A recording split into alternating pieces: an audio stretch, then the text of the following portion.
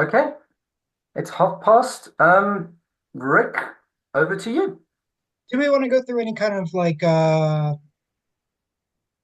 orders of business, anything like that, upcoming meetings, anything?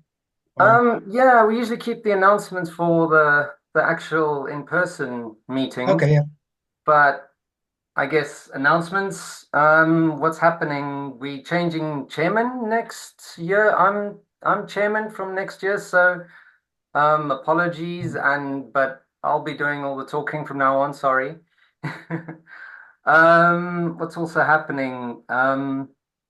We've got this cream ale that you're going to talk about. The aim is that as many of us that are keen to brew it will brew it with the aim for the April meeting and we bring it in.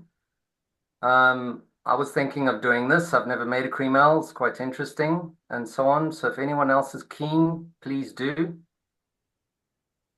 Um, Other announcements, what's happening next month for the Scottish Nationals? I don't know who's got entries, but I think we need to send them in the first week or two of January. February is the Nationals over in Bristol. I think Serge has mentioned, how about a whole lot of us go over? I think 2 years ago, a whole lot of us did. Last year, not so many. But that sounds like a good idea. Um, March is Yep, and Jack, sorry to interrupt. With ah, that, I'm thinking of just like 2 years ago, a couple of us did a ride. That year we did Gloucester to Bristol on the Friday, and then met a few people who ventured to Bristol the night before for a few beers. Woke up, went judging, etc. I think in my head the idea is to see if anybody else is interested in doing the ride as well. Again, perhaps a Friday, and then on Saturday we all can go judge and make a whole weekend out of it. Obviously, appreciate with the diaries and whatnot, but it's just some thoughts at the moment. hmm. Yeah, I was one of those waiting in the pub for you guys. That was quite a scene. Mm. For everybody's benefit, in a good way, as seen, not in a bad Yeah, way. yeah, in a good way. And then it's Lager Than Life, roughly at the same time, just before Paddy's Day. The Um, 22nd, yeah. I was just after. Yeah, Yeah. sorry. Yeah, and Lucas is running that. And also, we've not announced it, but Lab Open, Serge has volunteered to take over from Anthony as organizer. So I think it's probably next month or two where we really start looking at that.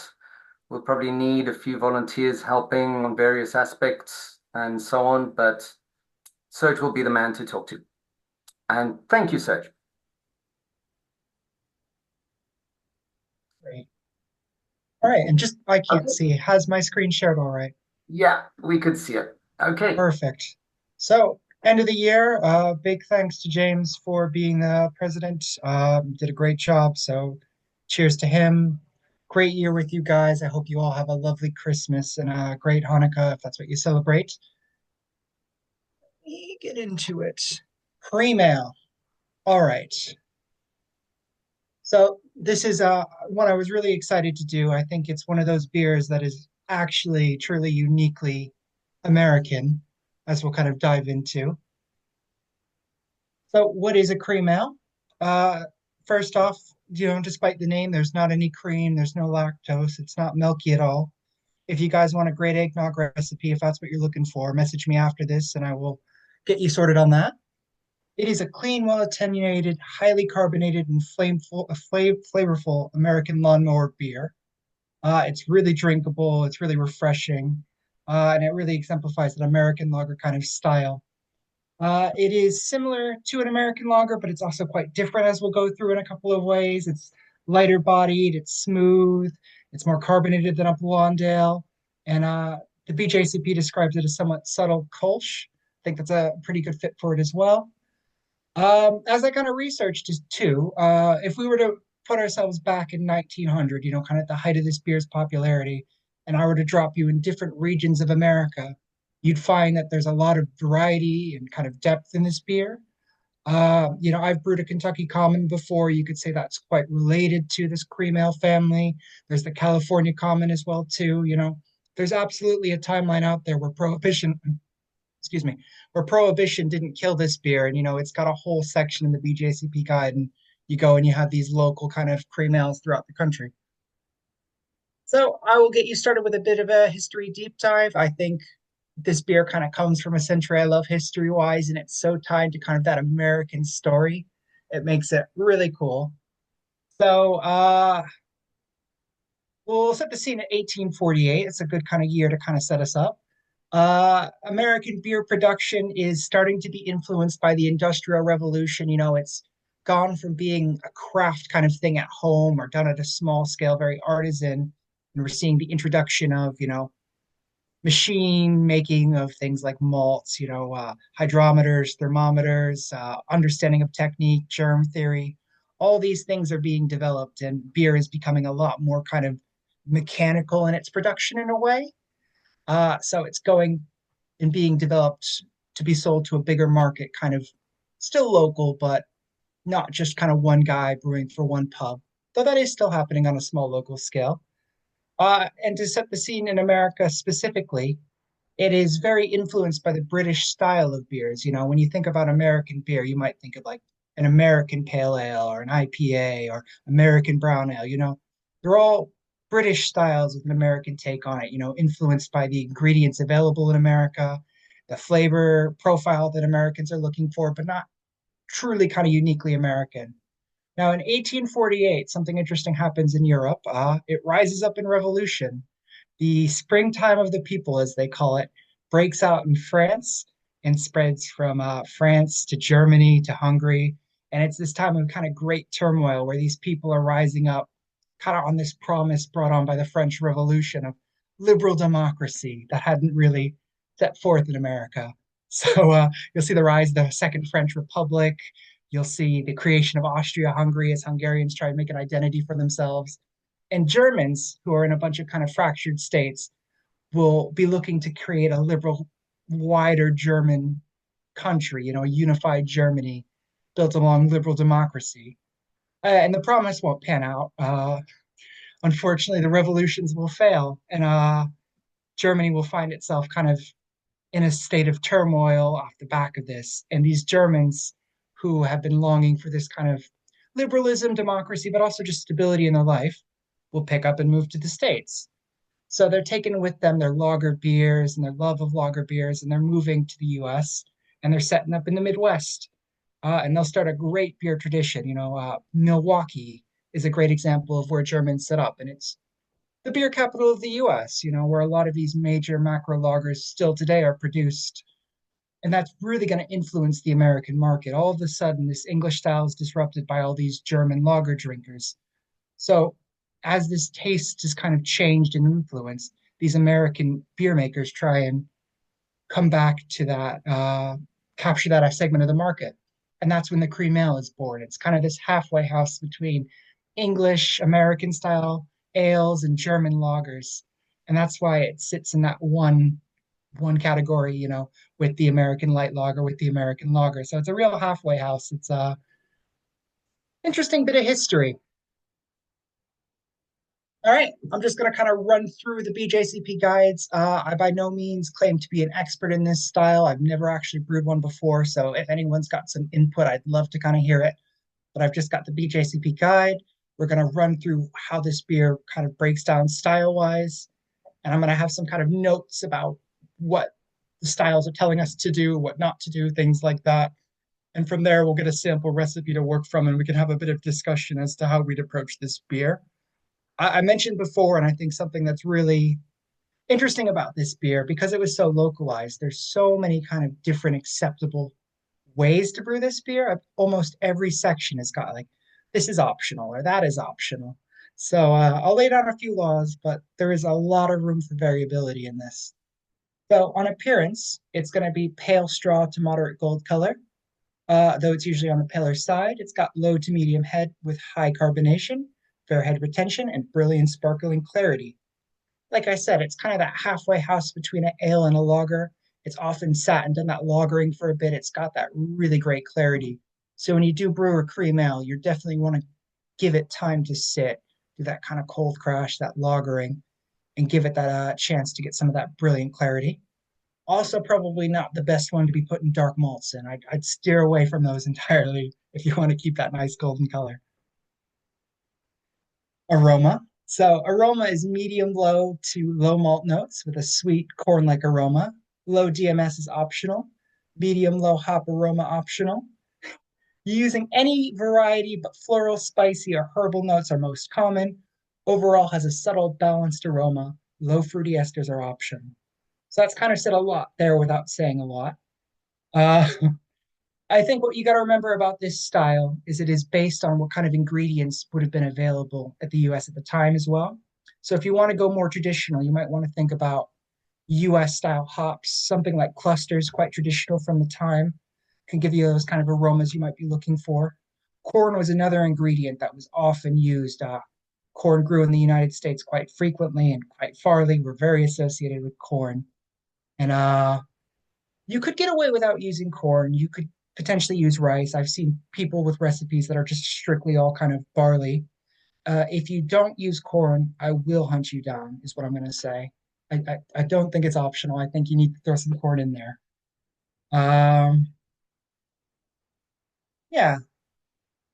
And again, it's kind of going to be restrained. I think that's the other big thing. We're not looking for roasty or toasty. It's going to have very simple malts. Um, Hops, you can use whatever, like I said, it's up to you, and there's a lot of room for variability in that. And even on the yeast, we're already kind of seeing, that low fruity ester is optional. It does give you options. You could look at those English yeast hypothetically, or I think a bit more traditionally, you could go quite clean and get a very clean, crisp taste to it that doesn't let off any esters. Flavor, and flavor is the big one.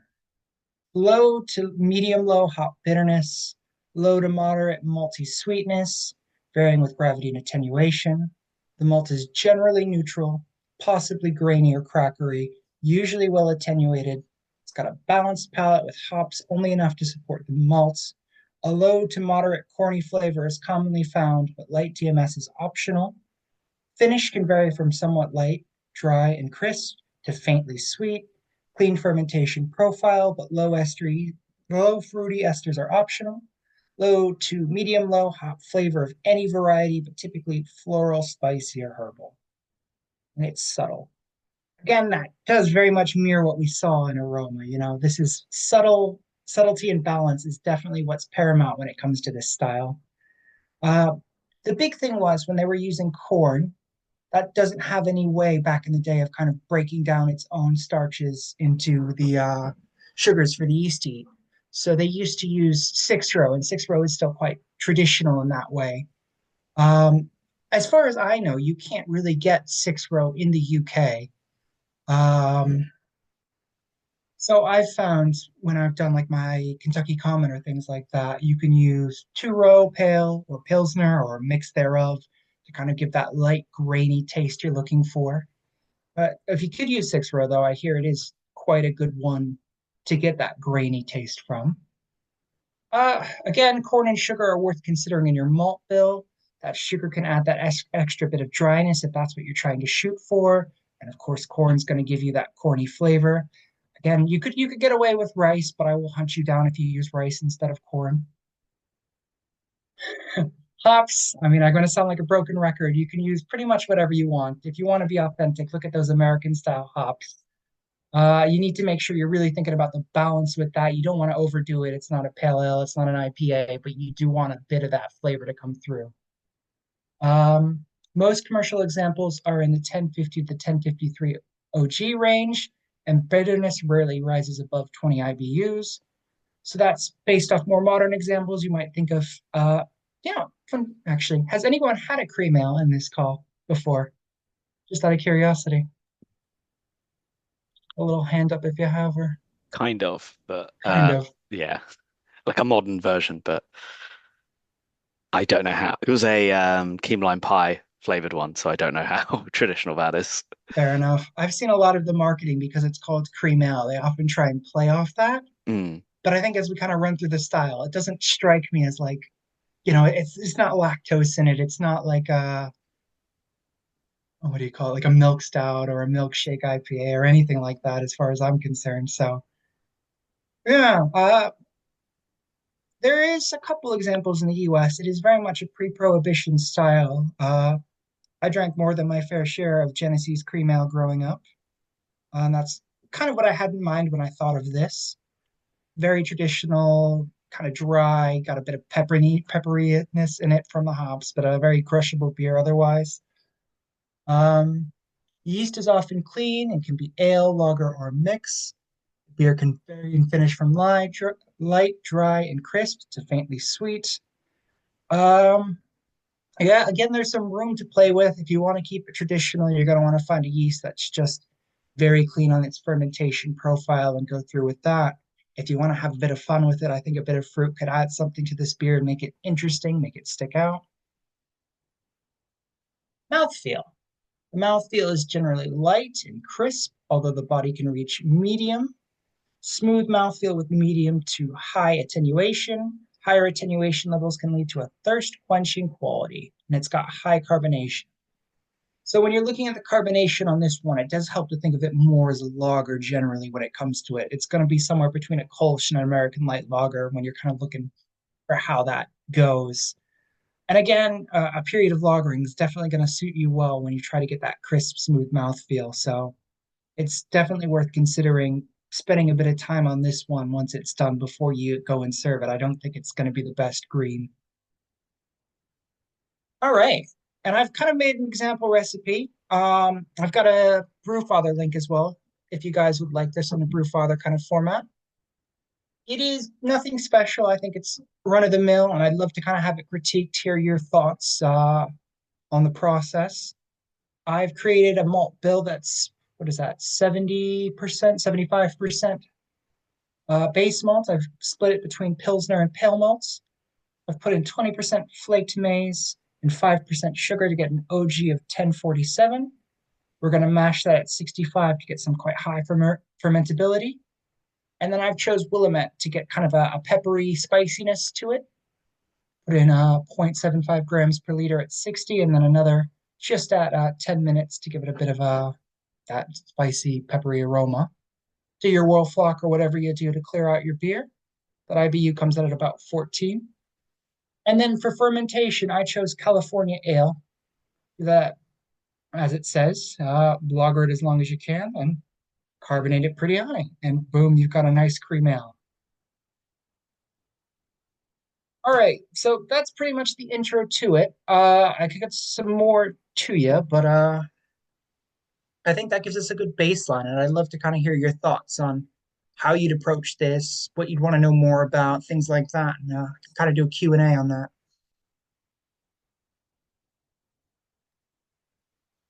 Yeah, I guess my first question, you were talking about flaked maize, but can you get malted maize or malted corn, as they would call it? And what would that do to the beer? You definitely could. The way I I, saw it is, someone else going to say? I was going to say I've looked for malted maize in this country, but can't find it. I know it's available in the US, and there's different versions you can get. So you can get like blue corn and purple corn and things like that. Um, but yeah, I haven't been able to find it in the UK malted. You Yeah, should I've have plenty not of seen. diacetic power though from your malt bill to get that maize through though. Yeah, it was more just for a different Different kind of, yeah. flavor, different sort of something just to see what it was like, really. I mean, it's a good it's such a good recipe where I mean, you can fiddle around with the malt in small amounts just to see what difference you get. I So the actually think different, another good point you brought up, James, too, with the Hazenbrow coming up. This is a great beer to kind of get a yeast starter on. mm, This is one you can yeah, do, and because it's kind of got that mild taste and stuff like that, you're very good to put a second beer right on top of that, and yeah, do your Hazenbrow on top of that after your cream ale. And if you have a load of this around, then anybody that's a lager drinker will be more than happy drinking it. So it's a good sort of party beer, very easy to make as well. So I put in the link. Um, there's a an online book Interesting. from the Hathai Trust. I put the link in for that, and it's by a guy called Anthony Nugi, who wrote it in 1937. Uh, I just downloaded the one page that's got a whole series of grists, including ale grists. So I put that in the link. Uh, I recently bought this book, which is his, let's hold that, which is his later book. Uh, and this contains similar information, but post World War II. And uh, it has the techniques of brewing lager or bottom fermented beer and top fermented beer. So I thought, given this presentation was on, I would contribute.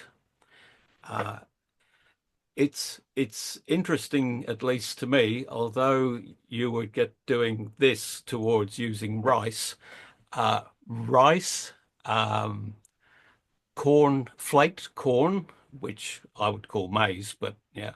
But there was also refined grits, which is actually uh, white corn. I call it, well, in Australia, it's called corn flour. It's basically starch.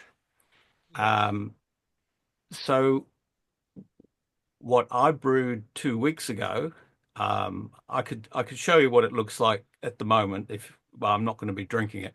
It's extremely pale.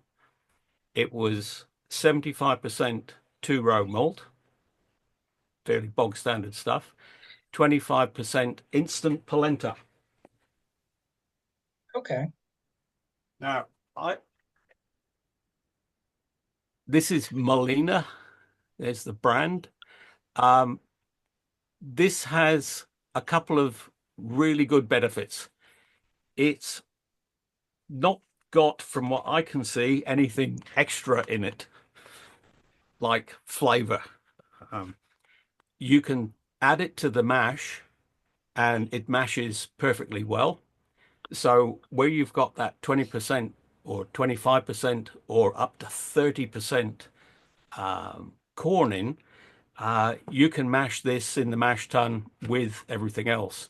So I'm a bit of a fan of instant polenta, and I'm sure your supermarkets would have it. Absolutely. What it's what I have found is that also in the link that I posted, he does the mashing regimes, and he's very keen on a what we would consider, I think, today, an extended protocol. Got to say, what's it, rest at about 44 degrees C. Um, I thought that was a bit excessive, so I read Palmer's How to Brew and cut that back to 20 minutes. And then, because I've got a home built system, I then let it ramp up to 67. And what it's given is a rather nice rounded malt feel and a um, really creamy head. So great head retention. If I could suggest with your recipe, uh, I put in 5% of chit. I've got to be careful with this. Chit malt. That's CHIT. Yeah. Uh, on the basis that it had some more enzymes and would aid that head retention. So yeah, I think that's quite a good starting point, that recipe that you've got there. Hop wise, um, if you look in detail on the slide that I put up, they classify as domestic and imported. So domestic, probably cluster, but you can't discount Fuggle if you're talking historical. Imported, despite it being just after, just pre-war and post-war, um, Styrian Goldings, uh, Saats, um, Pearl, Bavarian hops generally, about 75% domestic, so say cluster, 25% imported. Pick your favorite imported German hop. And I'm talking sort of around the 1940s. But yeah, well, I'm at Fuggle, but another name. Yeah, but something a bit spicy on the back end. So I'll go and pour a beer and I'll just bring it in so you can see it. I'll only pour a little one. Perfect. Peter, So you yeah, just said in there like about refined grits being corn flour. Now yes, I know corn flour is a cooking ingredient used for thickening sauces and things like that.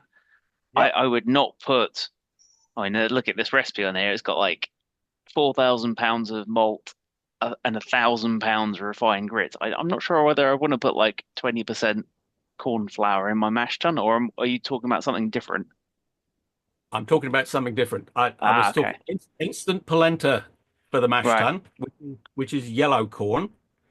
Hmm. Um, this comes from Aldi, um, and I haven't done it yet, but I've got the Aldi corn flour, which was Hmm. cheap, And is and that actually a fine flour, or is that like a sort of polenta kind of thing?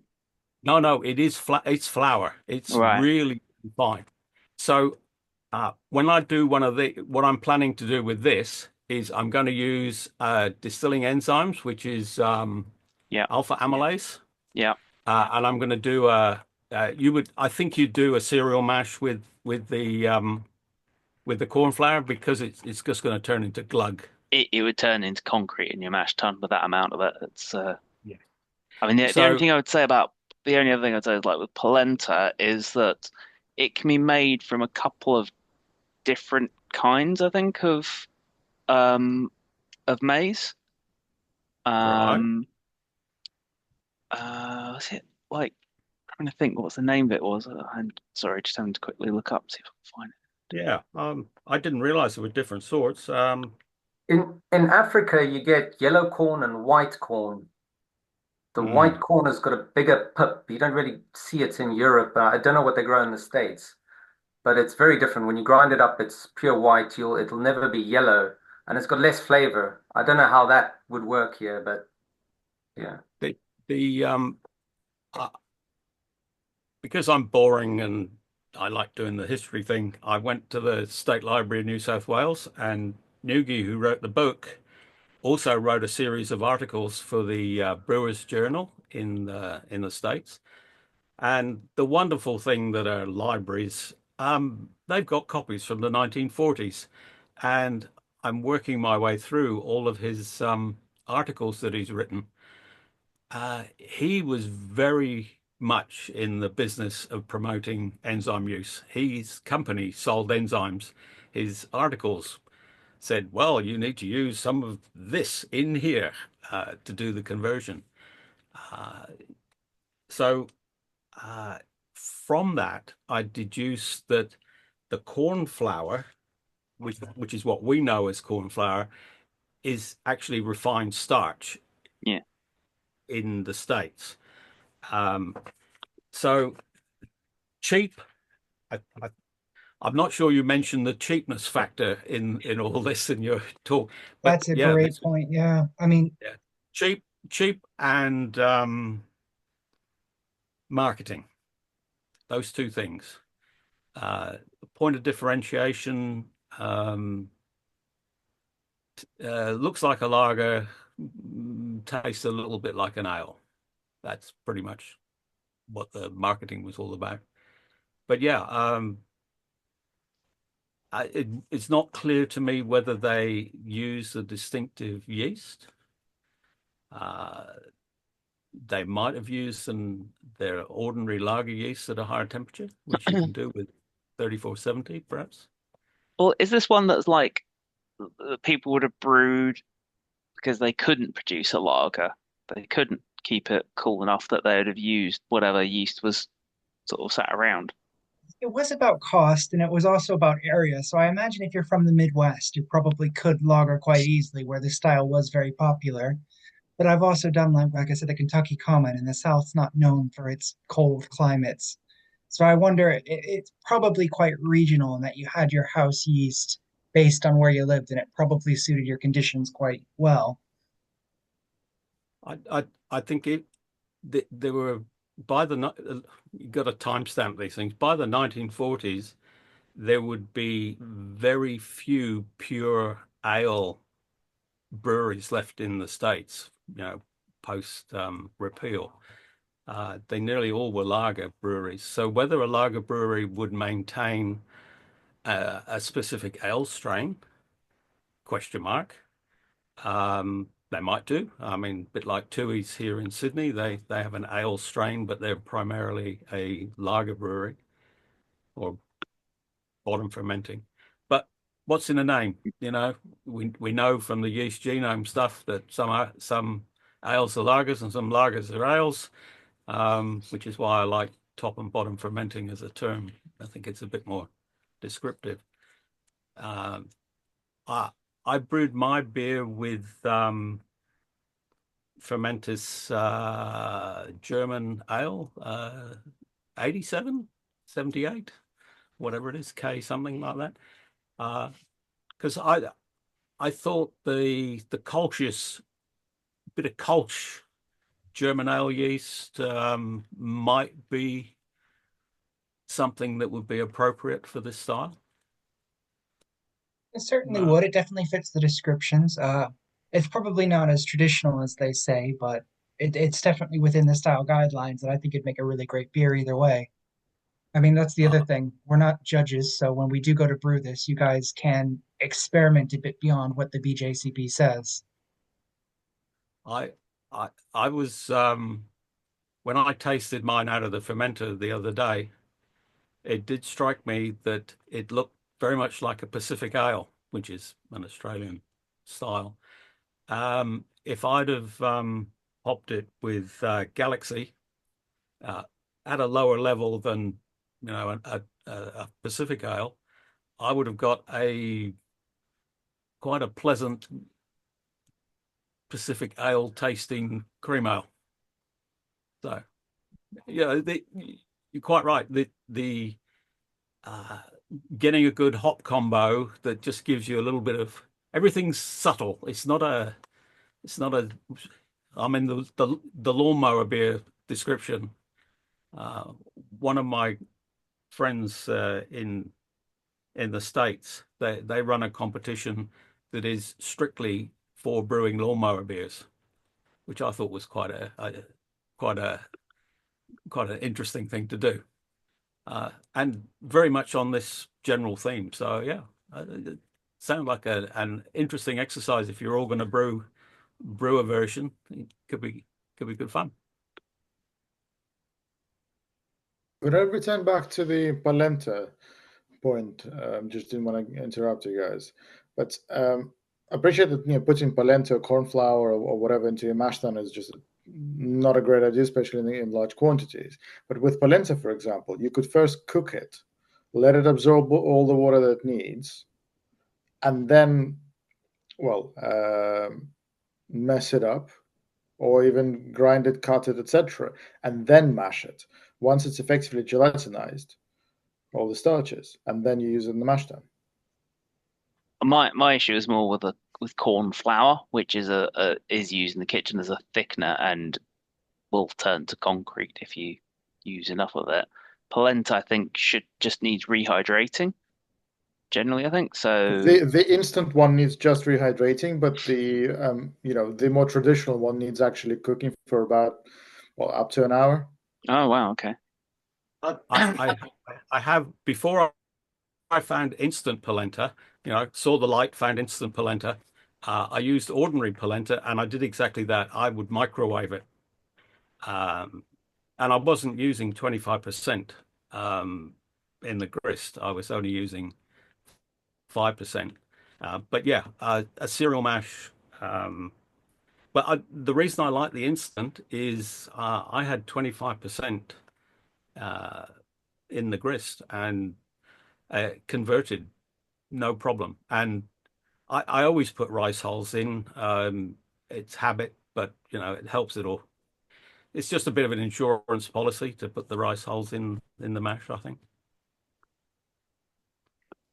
I I'll mean, go and rice is awesome. I was going to say, go I'll ahead. just go, but chat amongst yourselves. I'll go and pour one and so you can see it. I did pick on rice too, but it is also a very valid option to use in this one. It is something that'll work very well and give you a very kind of clean dryness as well to your beer, if that's what you're shooting for. I just feel like corn is so tied to the identity of it personally, but that's just one man's opinion. I mean, having brewed both multiple cream ales and also brewed sort of higher rice and lagers and things like that, I would agree. Like, I mean, just go with either. The whole point of either is it lightens the body. Um, so yeah. I'm still sort of troubled by the use of corn flour though, Uh, because I I mean, having used it a few times, it goes to a complete gel. I mean, in fact, it goes very, very gloopy. I, I It's mean, I would actually, say that that's a historic recipe, and you're talking an industrial recipe rather than something I'd use at a homebrew scale. So you, I would personally say either use the sort of ready-made maize flake rice, or cook some rice, or as Serge said, cook some polenta. Um, I think that sticking a packet of corn flour into your mash tun is the highway to hell, personally. well, that's what I was thinking. I thought it would be the the most stuck mash you're ever asking for. Um, or it would just clump up. Um,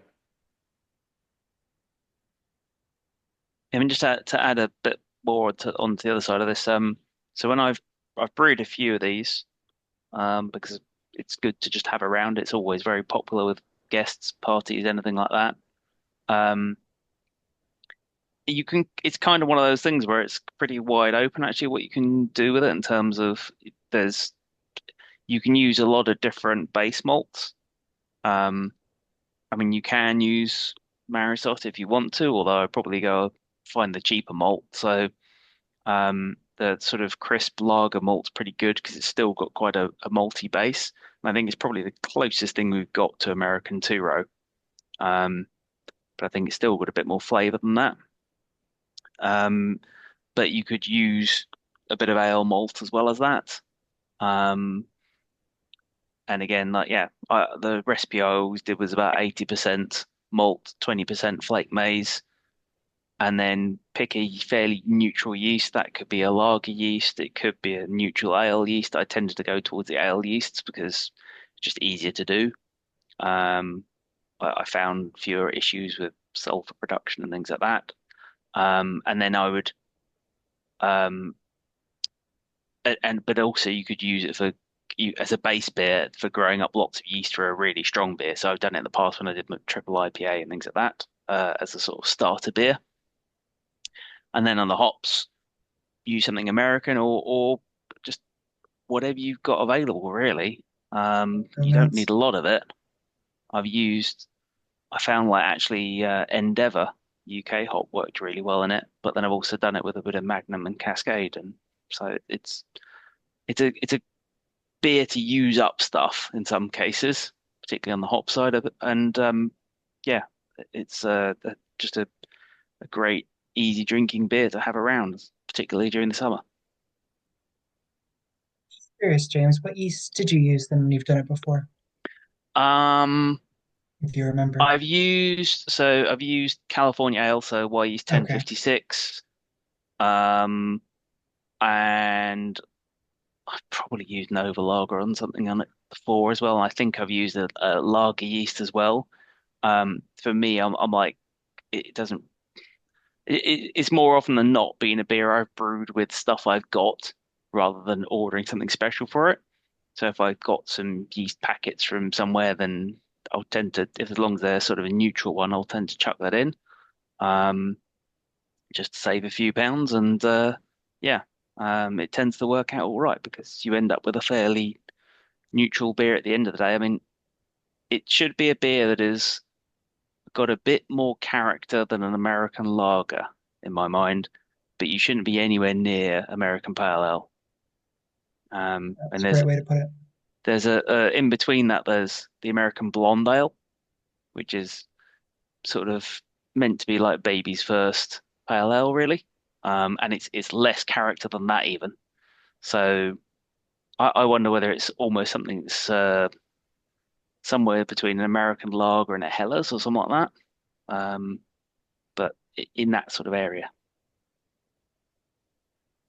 So I wonder if you guys wanted to get kind of that light fruity ester. It says loud. Do you think it's something like I know you could go that Kolsch route, and there are some Kolsch ones that got some fruitiness to them. Do you think something like Nottingham or Windsor could work, or is that going to be a bit too much fruit? I think it would work perfectly. I mean, I'm gonna brew this. I'm probably gonna use WHC Old English, which is Nottingham, because it's cheap. Yeah, Or unless I've got something else. Actually, I might have something else sat in my fridge at the moment I'm not going to use, so I might use that. But that's the sort of thing I would go to because it's just easy. And definitely old it's reliable. Yeah, yeah. this isn't a So hard beer to brew. It's really not. It should be it the look easiest beer you ever brew. It it's really, really pale.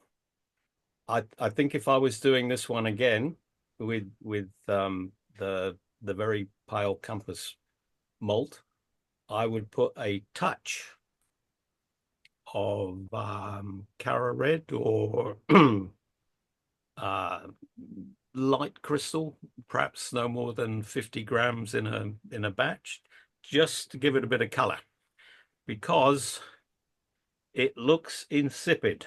It looks like I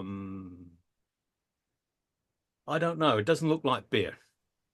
It does need a little bit of color. It's supposed to be golden, but it hasn't come out golden. So your mileage may vary, but I think I would put a little bit of something in to give it some color, to get it to golden rather than ultra pale.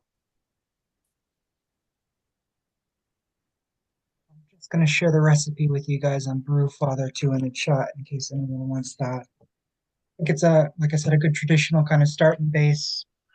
Brew it if you'd like. Don't brew it. Change it. Whatever you guys want. Just there for you.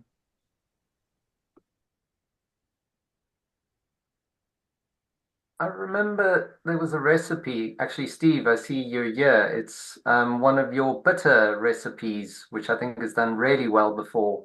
And that had 5% flaked maize for an English bitter. And I've made that recipe twice now, and it's one of my favorite bitter recipes. And it definitely lends this sort of crispness to the beer, even though you don't taste the corn at 5%. Yeah, that was the Harvey's Sussex clone, I think, had whatever it was, 5% flaked maize in it. I think yeah, it's sugar that just dries it out a little bit more, essentially, is its job. Yeah, without any flavor. Um, but yeah, it's worked well. I've used it in a few other things, I think, as well, for the same job. But yeah, it works well. So it's a bit like oats. At 5%, you don't really taste it. At 20%, it's noticeable. I haven't gone that far, other than a bowl of cornflakes. 100% maize. Okay. I've got a sneaky feeling that the brew who are the brew test guys who do the sometimes experiments. I think they did 20%. That's that's the chap. I think they did 20% malt, 20% corn versus none, maybe, to see if you could just to see if it was optional or not. And yeah, no one could taste it. No, great surprise there. I think there's not a great deal of difference between doing a uh, a modern cream ale and a very dry beer. Um, you're getting, to my taste at least, the same flavors. Uh, the I was happy enough with the body in this one because I only brewed this as a 3.8 beer ABV. Because I wanted a quaffer for Christmas basically. Um, the you you do want to try and end up with some body in the beer because otherwise it'll taste really, really thin. So yeah, I think mashing's important, the right mashing regime.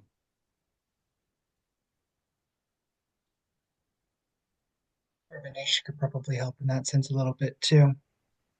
Yeah, I would agree. It's a bit like sort of American ales, American lagers rather, where there isn't an awful lot of body or flavor to it, but actually the body gets bumped up by a high level of carbonation. So it just like sizzles on the tongue.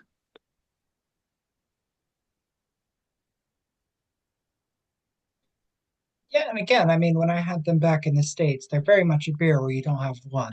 They're a beer where you do have a couple back to back easily because they're just very, very, very drinkable.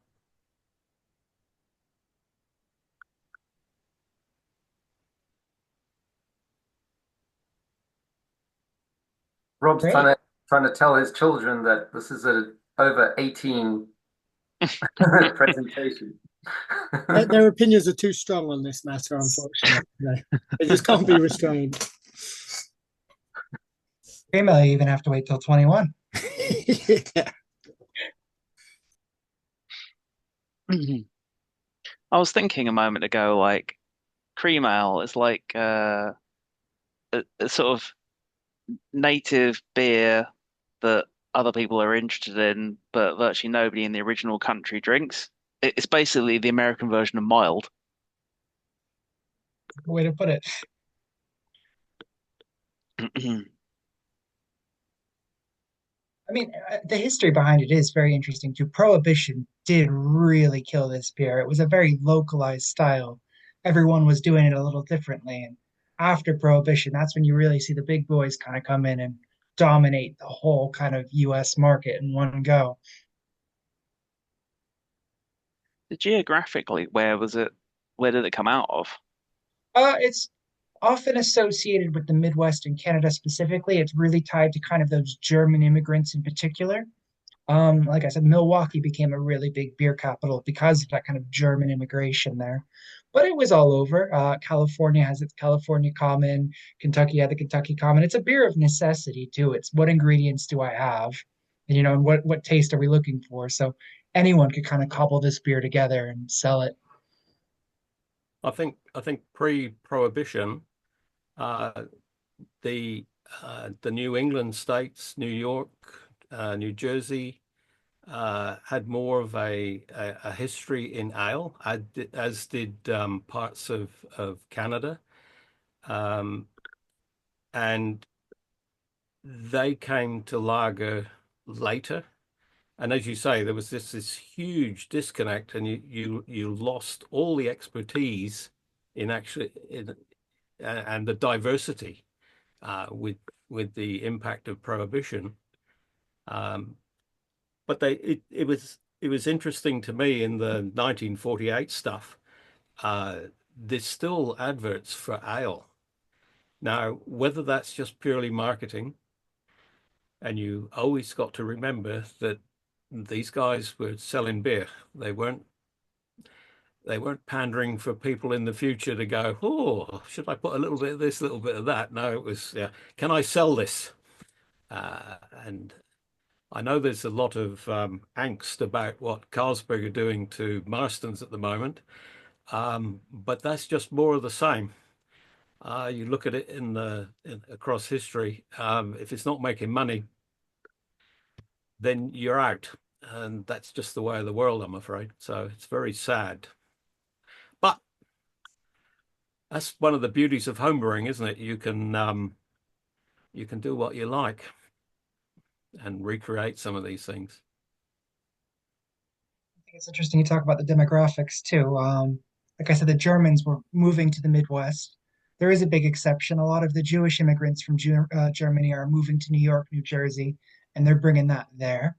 But also in 1848, I talk about this German migration. What kicked this off is there was a potato blight across Europe, and this led a mass migration of the Irish. The Irish potato famine started that year as well, and they were primarily moving to kind of that New England, New York, New Jersey area, and they would have been ale drinkers themselves too. So maybe that kind of plays into why those areas stayed ale drinking while these other areas kind of went to lagers and cream ales. Well, it it's noticeable from my researching into Australia that same event, another destination country from Europe, a lot of religious persecution across the board. Um, lots of people came to Australia to be able to practice their whatever their religion was in peace. And again, the religious part of it brought with it the rest of the cultural things, and most of that meant beer. So but not to the in Australia at least, not to the same extent that I perceive in the US. I think there was a much bigger destination, easier to get to, probably. So it's still a big voyage nonetheless. Either way, there's an ocean between you.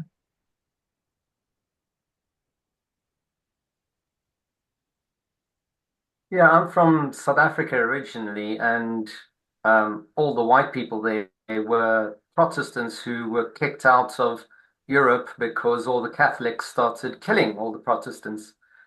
So I'm from Africa because of for this religious prosecution reasons, and most of them came from France, first the Dutch and then the French, and they made wine, and that's why South Africa makes wine, not beer. It's because those were the people. Interesting. Hmm. So yeah, similar type of history as Australia, just different people. Yeah. Yeah, South Australia. It's Barossa Valley.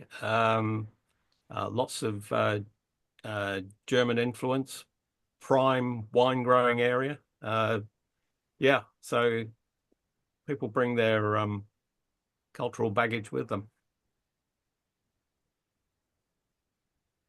There's definitely a whole deep dive to do on like religion and beer, but it's just such a kettle of fish. I don't know what we want to get into. I mean, you think of like the monastic tradition of brewing or something like that, or the fact that Belgium exists because of a Protestant Catholic divide, things like that. It's definitely had a historical impact on beer. It's kind of funny to live and drink that history in a way. Like it, just to take the religious bit out of the equation, um, the governmental influence across the world of taxation regimes, how they tax alcohol, the ease of being able to tax alcohol, uh, has profoundly influenced the styles that we talk about today. Uh, the when the when prohibition was repealed in the States, you were allowed to brew a 4% beer. That's 4% ABV. That was the maximum you were allowed, which turns out to be 3.2 ABW by weight. And most brewers brewed at 3%. This is from my reading, 3% ABW to make sure that they had a bit of a tolerance to be under the cap. Some states chose not to, when the full repeal kicked in, some states stuck with the 3.2 beer. I think Utah was one that maintained that 4% beer for a very long time. And the national breweries, they brewed to suit the taxation regulation. So something under 4% would also be quite legitimate for any post repeal beer for at least a period.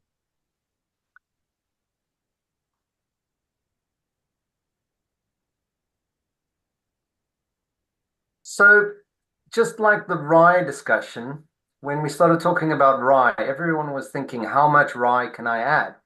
So the same question, how much maize can you add? Can you go up to 50%? You have to worry about the diastatic power. That's the word, right? Diastatic power. I think that's your limiting factor.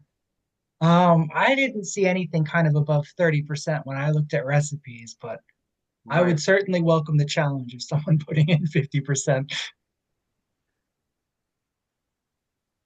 Mm. I don't know what you get I out of it. It'd be quite dry, wouldn't it? I think you could go thought so. higher. Um, Really? I went 70% malted maize. The conversion is the issue, though. Uh, Even with malted maize, um, you've got to have a long rest period um, for the enzymes to do their work. You probably do want to add external enzymes if you were going to go above, I don't know, above 30%, just to And, make sure all that starch converts. Otherwise, you'll end up with a hazy cream ale. and that's the alpha amylase again. Or the other one, you or the glucoamylase as well. Glucoamylase.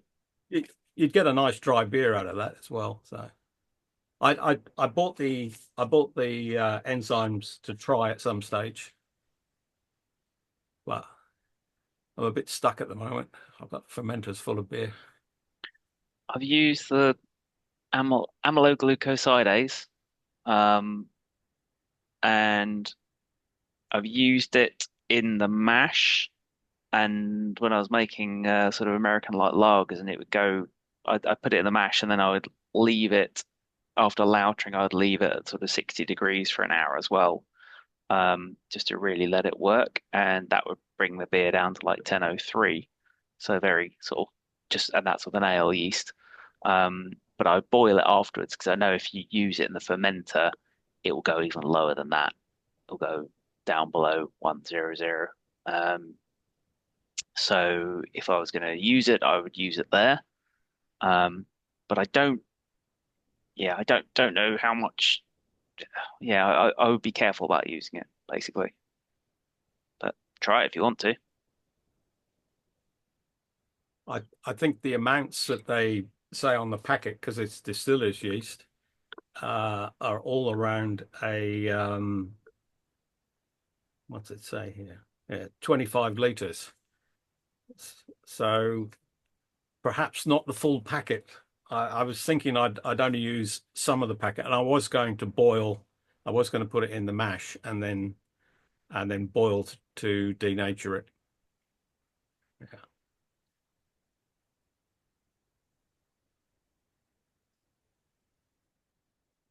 Vague memories too, and Serge might be the one to know. Uh, I think in Latin America, kind of pre-contact, and even to this day, they do like fermented beverages just solely out of corn. I'm trying to think. I think it's chicha. Gotta Google something like that.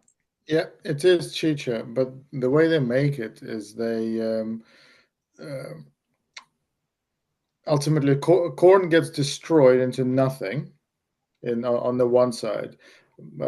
There's so many ways of doing it. So in some places, it's basically corn flour, right? Which is then covered with water, cold water, nothing's boiled, and then they wait until the process happens, and then the corn settles down, and then the liquid at the top is a chicha.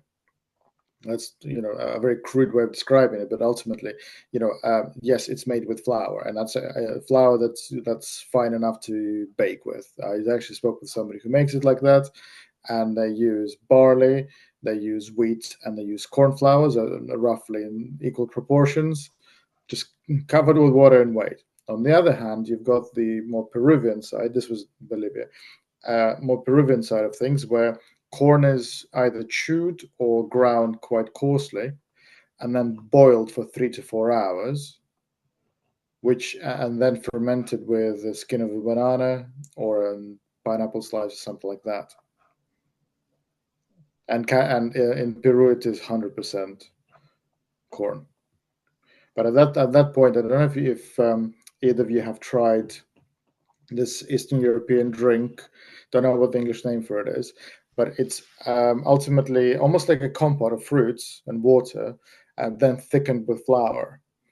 And at the right proportions, right? You boil the fruits with the flour, by the right proportions of water to flour, you end up with something extremely gloopy, with something that doesn't set completely. So even when it's cold, it stays somewhat liquid, and through that, I imagine yeast can eat through very easily.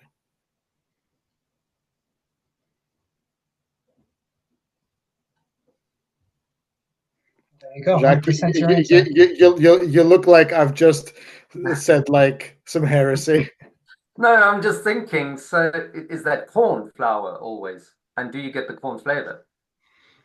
Yes, it tastes And how like do you corn. know how much? It's like corn beer in the most direct way of putting it. It does taste like corn, and depending on the corn that you use, obviously the color, the variety, etc., it comes through dramatically in the taste. Like I did a side by side of a red corn chicha and a yellow corn chicha, and they were like completely different drinks, but they were made in the same way. Mm. But here in the UK, we don't get any of those varieties of corn. Ours is extremely tasteless. So I wouldn't expect much flavor to come through. It would be corny in what our understanding of corn is, but in South America, corn has a lot of flavor.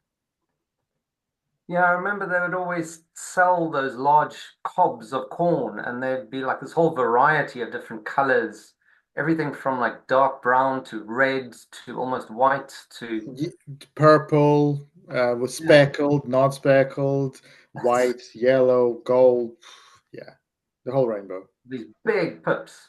It's really Yeah, it's huge. Like what I think what we eat here as corn in the UK, they would probably just about give to the animals, and maybe not always.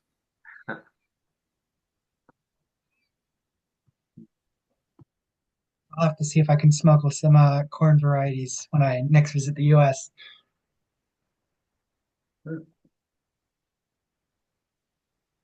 It would be interesting. That was really interesting because the blandness of the product, uh, the instant polenta is very bland. I'm wondering if there's any organic instant type corn stuff around that might be. The advantage, it's difficult here to get flake maize. The amount of imported stuff from the UK and the cost of it nowadays made me seek out an alternative. And Peter, it makes sense because polenta is originally an Italian dish, right? The maize and the corn that's come from into Italy has come from Northern America. Rick, I don't know in terms of the flavors and the variety intensity of that, but my impression was always that corn in Northern America is more like the corn that we're familiar with here, not like in South Yeah. America where it's almost like you can think of it as a completely different thing, just happens to be called corn. Right. Okay. Well, interesting. Thank you. Yeah, the thing I was saying about polenta earlier on is I think you just have to keep a close eye on what it says on the packet as to what's in there, because it should be pure yellow corn or yellow maize ground, but sometimes it gets mixed with buckwheat and things like that, or white maize that helps to thicken it up and make it sort of go solid more easily. So yeah, and just look at what the packet says. According to the Wikipedia article I had a look on polenta, it's actually traditionally it was made from buckwheat or rye or a couple of other things. Maize is only for some recent centuries. So Well, it would be fair that it's mixed with a whole bunch of other things, and maybe even the more expensive and fancy you go on your polenta, the less corn you get in it. Well, it says it's pre-cooked corn semolina.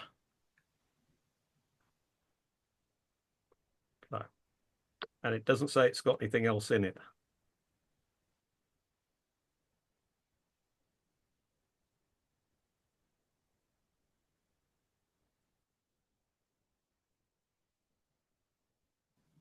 So semolina is actually wheat.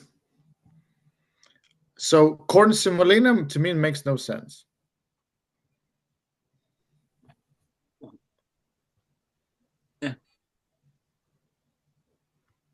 Yeah, semolina. So I don't know what corn semolina is. Let me have a look.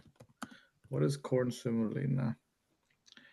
Oh, maybe they just mean that Coarsely it's like milked flour of the Yeah. germ-free corn kernel. Okay, so it is corn.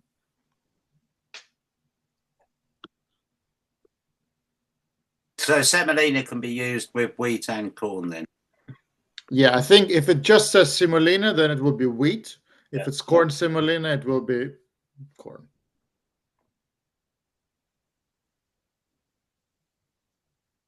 Just looking at a couple of links and whatnot. So see, Darren mentioned the idea of sticking cornflakes in there. Yeah, just going the ghetto route. Go and buy a box It would of cornflakes. work. And just... See why it wouldn't work? It would absolutely work. I mean, They are pre-cooked, ready to digest, therefore ready to brew. as long as it's not crunchy nut cornflakes. I was thinking that'd be quite cool. No, that's a good idea, though.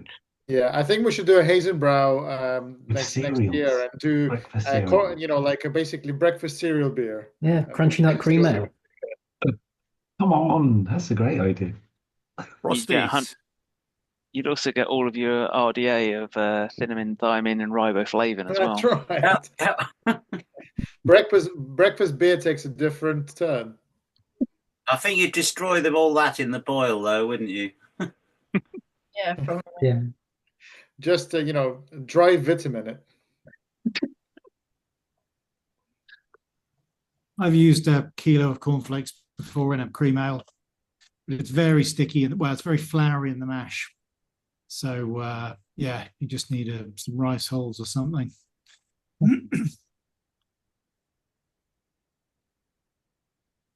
It's the seal of approval for me, though. Cornflakes are another great American invention, so it's a cream ale well. I've always wondered, what if you mash cap with cornflakes or all your maize? Then it's not sitting in the mash for an hour. It's just sitting there at the end, and you get the flavor, but maybe not the sparging problems. It doesn't have time to swell up. Sorry, it's just an idea I've thought about. I don't know. Well, I'd say like part of the point of using an adjunct is to give you some simpler sugars to help dry the beer out. So you want flavor. I mean, you don't. It's not going to be an intense malt flavor. Yeah, it's but not it should also. But you should also be getting the short chain sugars. And I've not found it's not like rye that is very definitely high in glucans and sticky. A kilo of maize in along with 3 or 4 kilos of malt is absolutely no problem.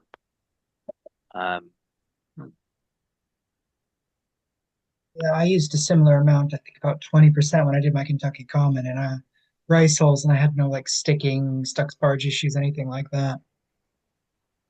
You do a Vice beer with 50% shredded wheat, Ben. Maybe sugar puffs next. Cheerios. I mean, it's 100% wheat, nothing in it, nothing else in it. It's already. I think the problem you get there is that you still need to convert the corn, don't you? It's still starch, so you can't cap with it like you do just for color or a crystal malt for sugar. It needs working. Even though it's flaked maize and you might just want that taste, you still need to convert it. Yeah, understood. Yeah, I don't. You wouldn't want the starch just going into the boil. Yeah. Sure, if you just want the flavor, like get a can of sweet corn and just take a bit of the water out of it. So that's my other question: is when you're judging this beer from a different perspective. So how easy is it to pick apart corny from cooked corny? From DMS. Yeah. I mean, I think a small amount of DMS is allowable. Light DMS is allowed, yeah.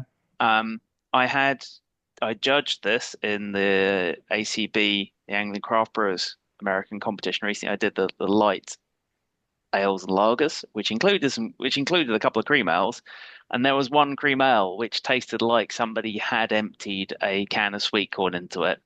It was that strong in DMS. I couldn't believe it. I don't know how you accomplished doing that apart from doing that basically. So yeah, they taken light DMS as optional and taken it to an extreme. So yeah, but the way I identify it is exactly that, like the smell of a can of sweet corn. So out of interest, the corn taste is you can either get it from your DMS then. I mean, could you just get it from controlling your level of DMS? It's kind of like getting a bullseye by closing your eyes and throwing a dart at the board. Right. As far as mentioning too, the corn flavor is totally optional. You don't even need to get it in there. I just think personally it's something I associate with the style. So I won't hold you to that, but yeah. And ultimately, it's got to taste good, uh, whether it has DMS or not. So I know I would tend towards having not personally. So But on the level that it's quite difficult to control, then, although it's acceptable, it's probably not a good idea to go that way. Avoid it, as I'm assuming. yeah, I wouldn't create it intentionally. Yeah. I think it's more perhaps the differentiator is not so much the corniness as the underlying sweetness. And it's again, nothing is magnified. It's all just little bits. And this has got 25% polenta in, and I just had a tiny sip because it's now 7:30, 7:45. And I'm not getting any corniness. What I am getting is just a little bit of sweetness and some strange neighbours.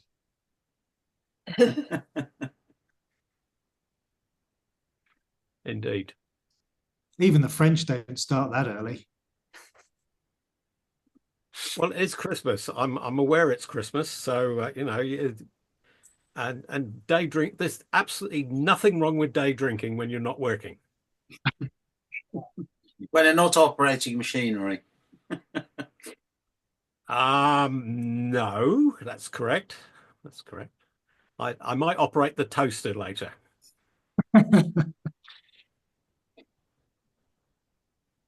If that's permitted.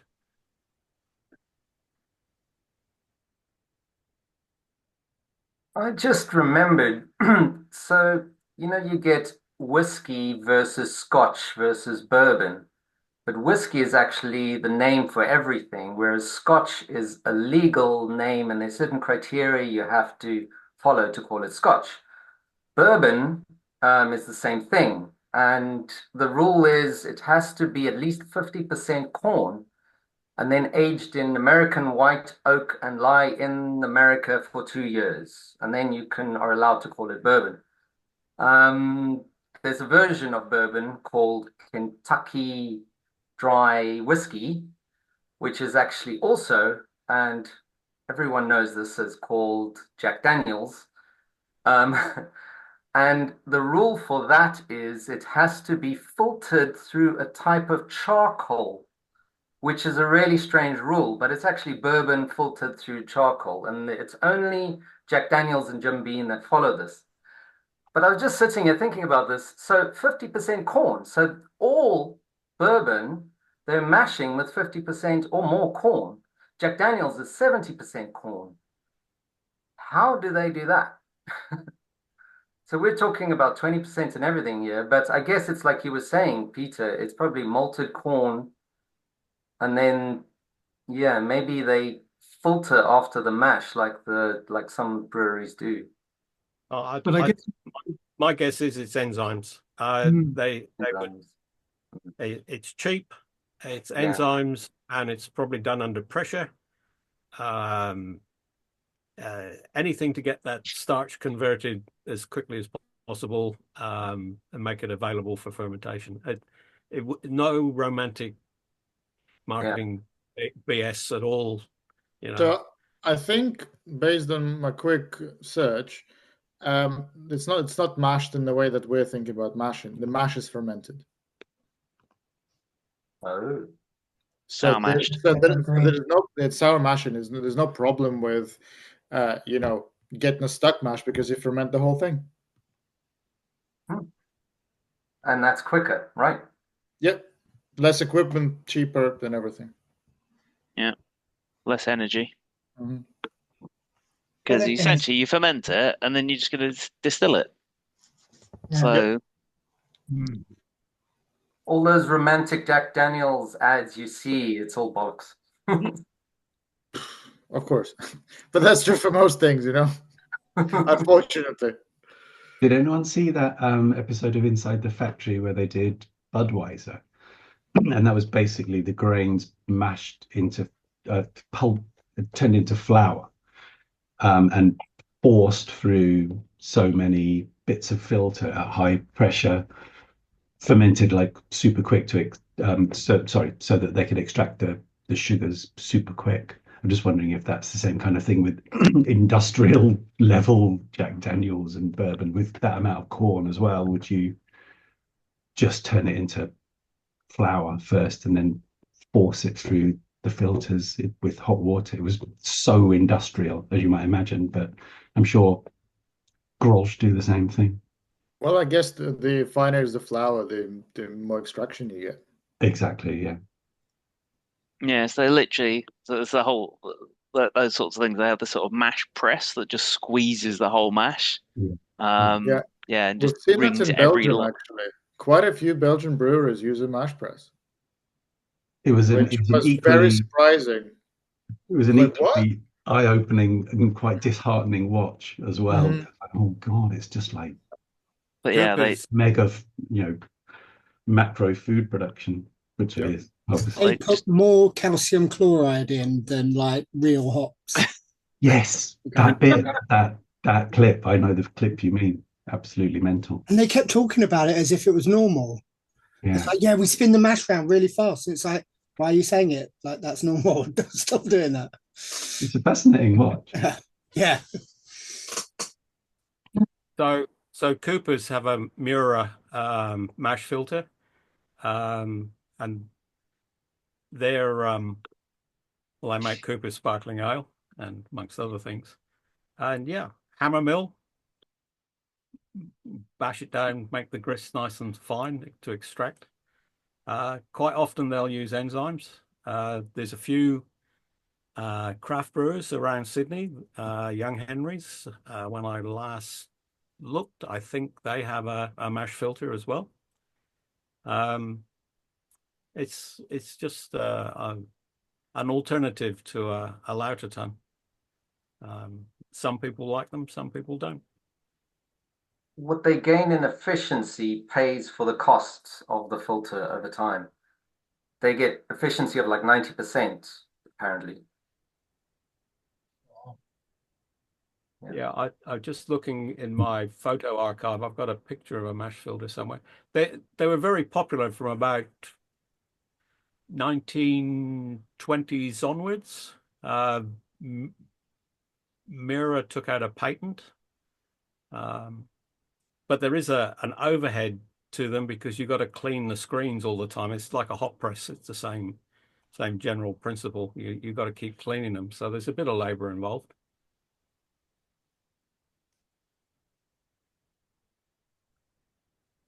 Just as an aside, I'd love to do a sort of a meeting like this and then a brewing one day of Australian sparkling ale or that sort of thing.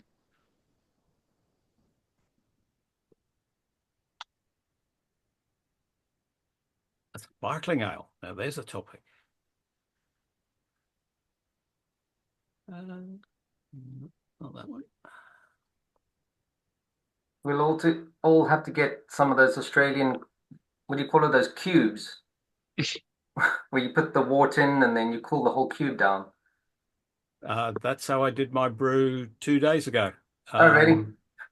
It's well, I started off 5 o'clock in the morning because it's as I mentioned at the outset, it's been a bit tepid. We're due for 35 today, and I like to brew in the cool of the day when it's only 20. Are you all cheesed off yet? I'm working hard on it. Do you throw the cube in your swimming pool to cool it off? Some of the guys do. I don't. I think that could be high risk. The swimming pool is sitting around 25 degrees at the moment. So yeah, it's sitting in the cube. Now some people just throw their hands up in horror about this, but it's really quite a straightforward process. You you do need good quality thermal gloves. I've got some really nice barbecuing gloves because you're dealing with 90-degree wort, so you do need to be a little careful. I did have my safety gear on.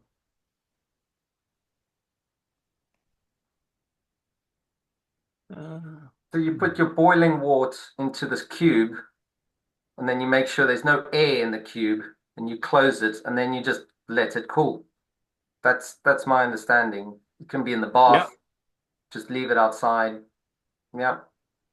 I got a picture of it somewhere. Yeah, I mean the cubing technique is good because I use an immersion chiller, and even if you were doing a plate chiller, it just saves you a lot of water. I'm using it to time phase because my fermenter's full at the moment. So end of the boil, whirlpool, 10 minutes. Let it sit. It sat at 95 and dropped to about 90 over half an hour just to drop some of the crud out. And then straight out of the kettle into the cube. The cube will take about 17 liters hot, which ends up being about 15 cool. That cube was sanitized, star san, beforehand, but you're dropping 90-degree wort into it. Fill it right up. Gently squeeze to try and get rid of as much air at the top as possible. Put the cap on, tighten it up, and then put it on its side so that the hot wort will sanitize the cap.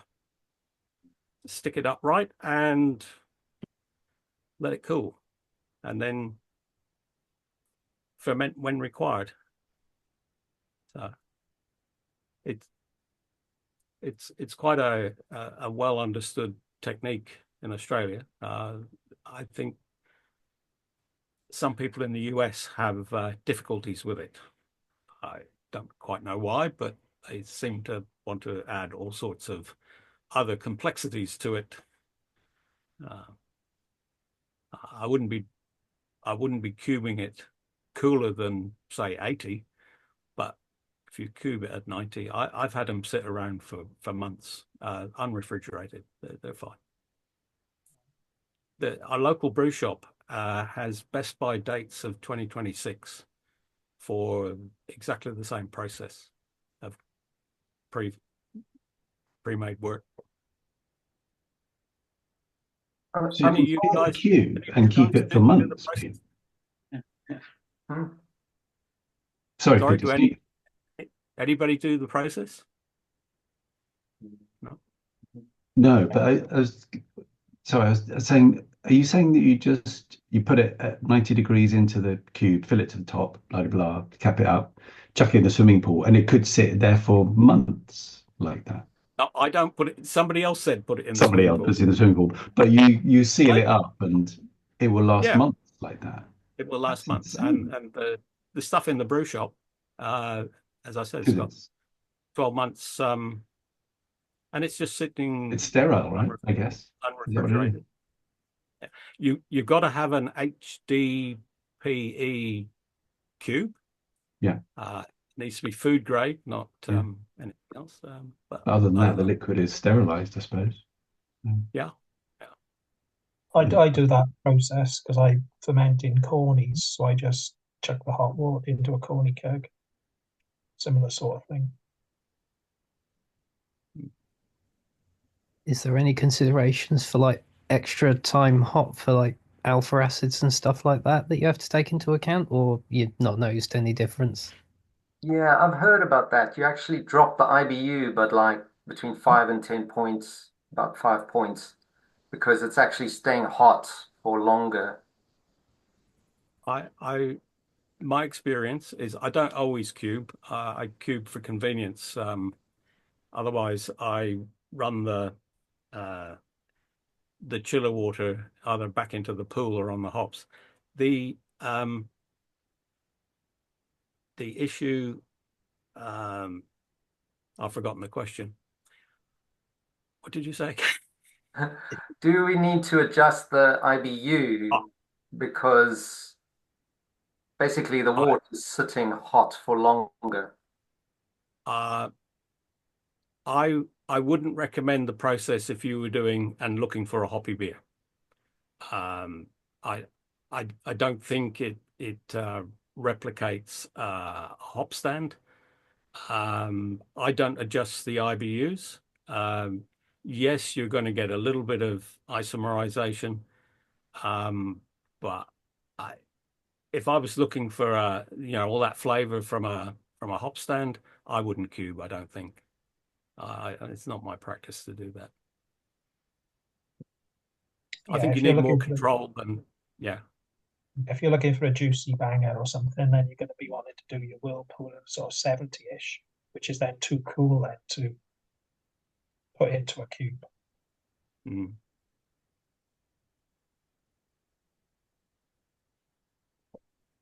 Hmm.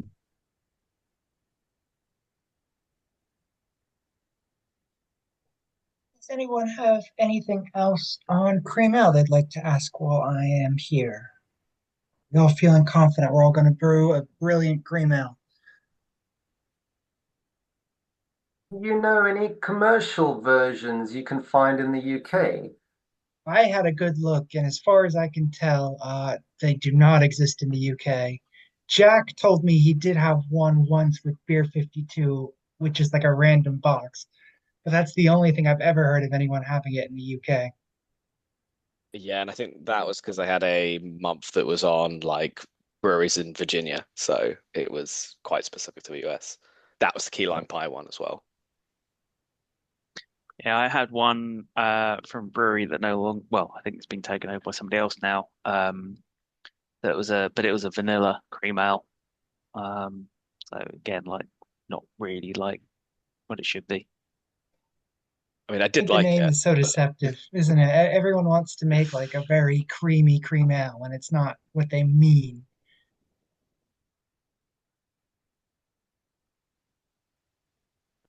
yeah, I think I was thinking it was more like cream soda, like that kind of thing, or it'd be sweet, but obviously not.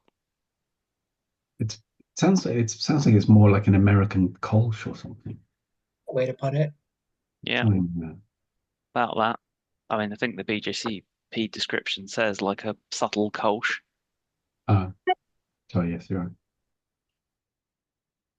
The main one I said, I think the biggest commercial example is Genesee Cream Ale. If you ever are in the States and want to try, a very average beer, there you go. I did have one once, and I think in a beer 52 thing, a straight up creamer, and it was really nice. It's like, no, this is interesting. And and again, I was expecting it to be like a cream soda or something like that, and it was just like a nice, crispy, slightly fruity lager. Nice though.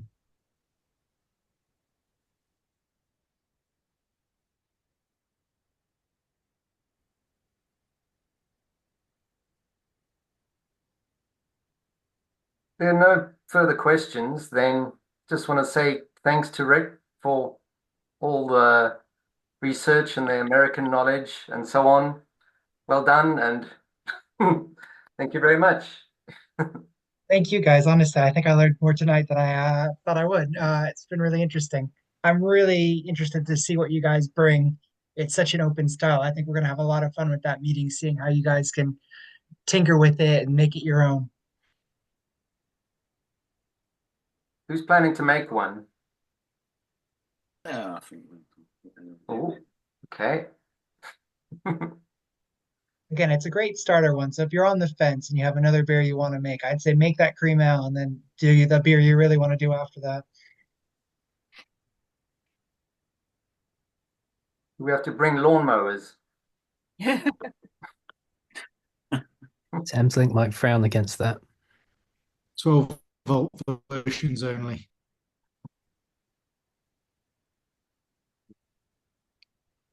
And again, you have to use corn. I'm going to hunt you down. That's my one rule. I give the presentation. I demand corn. And put a little sprinkling of corn in there and then just use rice. Crack that cream corn can, just pour it in. Yeah. I don't think you'll taste any difference. Somebody anonymously I'm looking at you, James, anonymously put rice in. See whether anybody can pick it.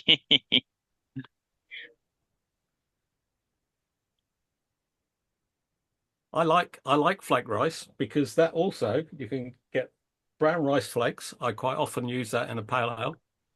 I'm not frightened of adjuncts. Some people are. Some people don't like the whole idea of adjuncts, but they're a useful tool, I think. Yeah, I've said before I used it rice, but don't use easy cook rice. If you want to actually use real rice, then buy some normal rice, basmati or jasmine or something like that. Cook it, well, in fact, overcook it, and then it can go straight into the mash as it is. Did you do a presentation on that, James? I did. Oh, yeah. I did one on adjunct a while ago where I sort of ran over all of them a bit, and had recipes for including a cream ale recipe. Did you? Yeah. Oh, interesting. Oh, I wish I knew that. I would have Because I learned to trust. covered rice, maize, rye. Rye was quite brief because I hadn't used it much at that point, but I have done a bit more now.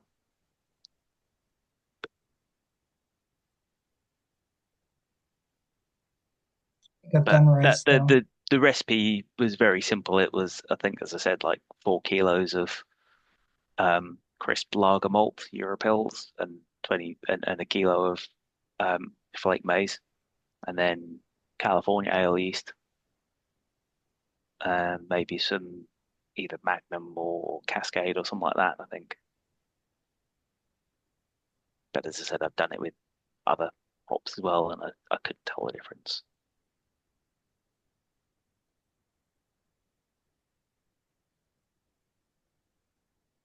Okay, well, I'm going to say goodbye because it's breakfast time, and lovely to see you all again. Have a safe and don't annoy your families too much over Christmas. Enjoy Yes, Peter. or Rice Krispies. Christmas. Yeah, happy Christmas, Pete. Happy Christmas. Happy Christmas, mate. Happy Christmas all. I'm going to go and have some of the Christmas cheese. Perfect. Bye, guys. Take care. Cheers, James. Yeah. I'm off too, so I'll see you guys in the new year. Have a good one. Good to see you, Jack. Cheers, Jack. See ya. Cheers.